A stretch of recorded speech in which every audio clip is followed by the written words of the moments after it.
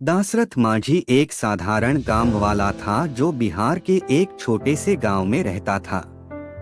उसका जीवन सामान्यतः गांव के लोगों की तरह बीत रहा था, लेकिन एक घटना ने उसके जीवन को पूरी तरह से बदल दिया। दाशरथ का गांव पहाड़ों से घिरा हुआ था। वहां के लोगों के लिए पहाड़ों को पार करना काफी कठिन था और यही एक समस्या दाशरथ के लिए भी थी।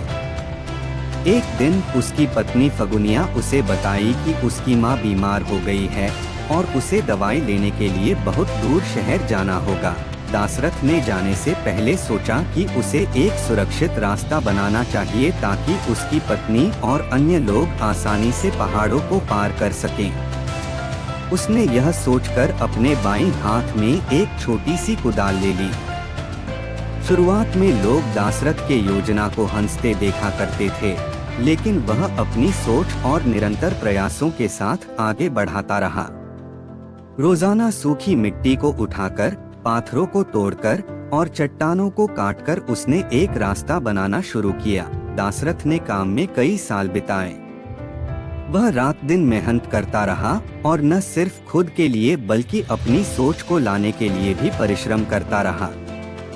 उसके परिश्रम को देखकर लोग भी उसमें विश्वास करने लगे और उसकी मदद करने लगे। वे बच्चों, महिलाओं और अन्य पुरुषों की सहायता लेते रहे। फिर एक दिन उसका कठिन परिश्रम फलित हुआ।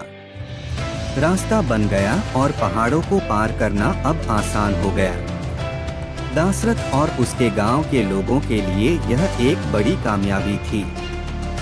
उसकी पत्नी बीमारी से ठीक हो गई और उसे अब दवाई लेने के लिए बहुत दूर जाने की जरूरत नहीं पड़ी। दाशरथ मांझी की कहानी बहुत तेजी से फैलने लगी। उसकी मेहनत और संघर्ष की कहानी लोगों के दिलों में छा गई। उन्होंने एक वीरता का प्रतीक बना दिया।